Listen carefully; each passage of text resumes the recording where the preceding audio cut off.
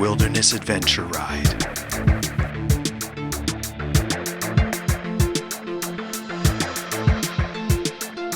Wilderness. A history blasted in stone. Not all that long ago, there was a second group of settlers that descended upon the northern wilderness of the new western frontier, soon to be known as Canada.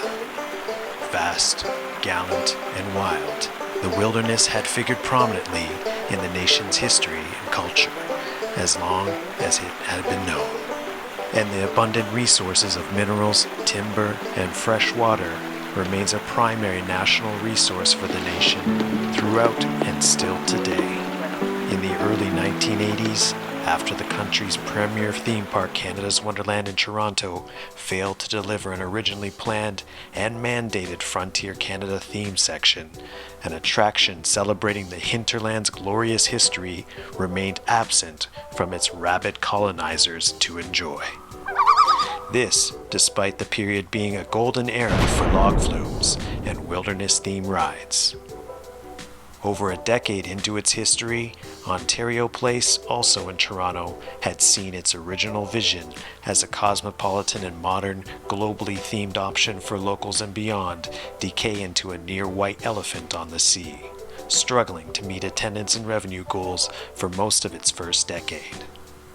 Originally modeled after the attractions offered at Montreal's Expo 67 in a permanent infrastructure, the park by 1984, 13 years into its life, was already in need of a complete makeover. The annexation of Frontier Canada was an opportunity for Ontario Place they never planned for. With a yearly operational budget enough to inspire any park manager to take the nearest paddle boat out to sea, a $10.6 million investment fund was secured from the City of Toronto that owns the park for the 1985 season and was a landmark investiture for the park. Its successful implementation was all but mandatory to help secure the park's future. The 80s served as a high point in log flume installations, even though Canada's Wonderland had its own, the Zumba flume, as well as Saw Green Mill located in the nearby Centerville Amusement Park on Toronto Island, as well as the Niagara Falls traveling flume that operates for 3 weeks of the year at the nearby exhibition grounds next door. Ontario Place still chose a log flume as its first major permanent ride installation. The Wilderness Adventure Ride was a landmark-themed attraction unlike anything ever constructed before in Canada. Themed after the history of the second settlers of Canada and the challenges they faced tackling the wild frontier, the area's early history with logging figured prominently along with cameos of local wildlife. The ride cost $6.8 million to create and featured 2 separate loading stations. Riders entered a large area spread over several acres, passing a large rock formation resembling the Canadian Shield to the north of Toronto. The main entrance featured a mounted frontiersman to greet guests next to the entrance sign before entering a cave that leads to the main station building. Exiting the cave, visitors emerge into a new land where the station lies. A short trip up some stairs and the loading platform appears. Once one of the ride's 32 boats dispatches from the station, it takes a winding path through the exhibition buildings, traveling above and almost within arm's reach of pedestrians on the paths nearby. The flume then takes a left into a large wooded area where prospectors, miners, and settlers are encountered, followed by a large deer. Oh, it's just started recording now.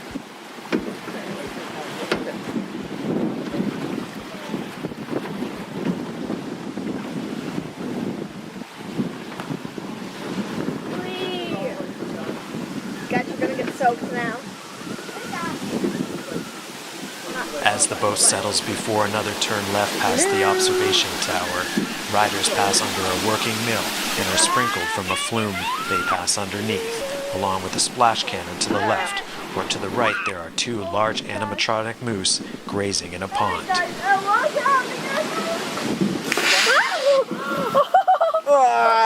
That's cold. There's my crazy seatmate. Hello. There's the mooses. There's the boys in the back. The boat then heads around a slow curve to the left, past another watchtower, and then descends into a canyon, 15 feet high on both sides. The flume through this section is among the most fastest known.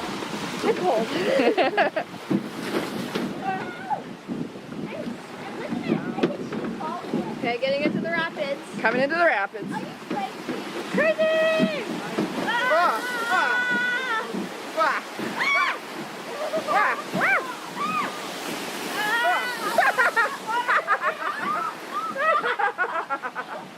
As the boat careens past more disheveled miners and an angry fish-chomping beaver before heading into a cave, the main lift hill. Inside the mine-themed lift, various animatronics clamber along the walls, and once reaching the top, two sit by a push stick to ignite a collection of explosives that shoot the boat out from the cave.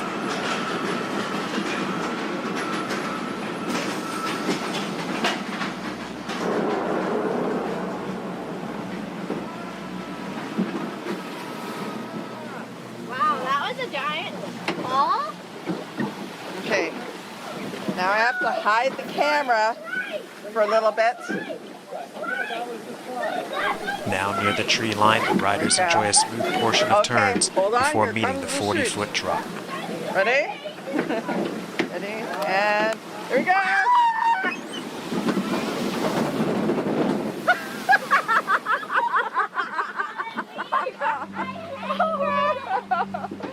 The boat then turns left under the second lift hill that returns recently emptied boats to the loading platform. The boat emerges and enters a marvelous canyon with another animatronic and a quaint miners' village decorum befit to any Disney park. After a short turn right past a large waterfall, the boat arrives at the exit platform. The entire journey lasted over 4 minutes over its 670-meter course. After a week of tests without any issue, along with guinea pig rides by staff, after a brief delay, on July 13, 1985, the Wilderness Adventure Ride was switched on for its inaugural thrush through the frontier. The ride ran smoothly for all of half an hour before a boat approaching the covered lift section became jammed, and within seconds 3 boats had collected in the rapid section behind it. 18 riders were stuck in their boats, which had to be manually freed. David Butters, the park's senior public relations director, stated that the ride's automatic safety system successfully lowered the water level and the riders were easily freed.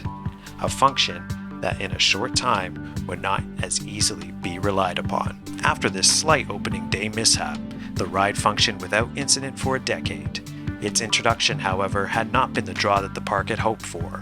The goal was to bring in at least $2.1 million in revenue the first year, with an increased attendance of 200,000 visitors. Only 3 years later, however, Ontario Place was once again announcing plans for another initiative to boost park attendance with new attractions. Despite the decline of the park around it, the Wilderness Adventure Ride remained a well-maintained luxury ride for those willing to pay the high cost to ride it. Because of its success, it remained an expensive upcharge attraction to leverage the stumbling costs absorbed by running a large park struggling for attendance.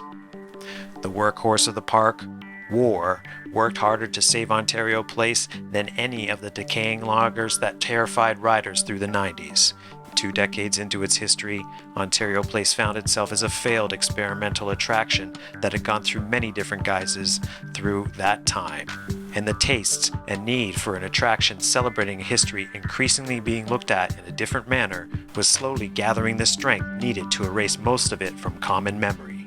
Canada, barely a century old, was a mild theme of interest in the amusement-seeking public, and had been evidenced in a park once celebrating this past with empty queues. The Wilderness Adventure Ride's smooth operational record, meanwhile, ended on May 18, 1996, during the park's 25th anniversary opening weekend.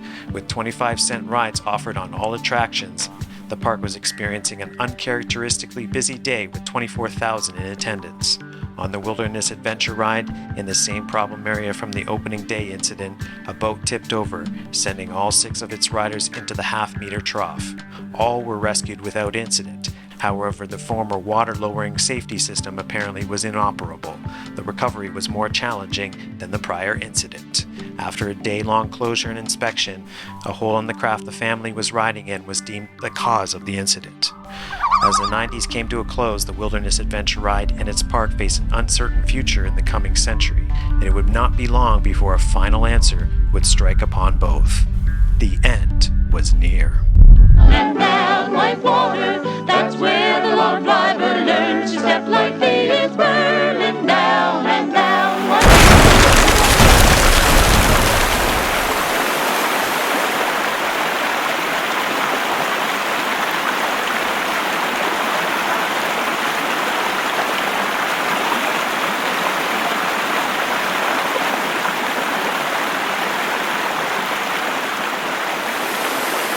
behind us.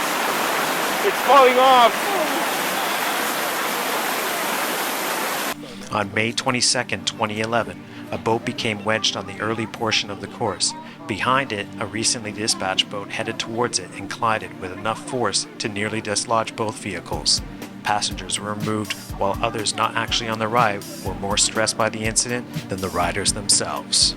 After extensive deliberation by park employees, the dramatic collision was cleared and the ride resumed operation, but the incident may have been a forebearer of maintenance issues with the ride in its 25th year of service.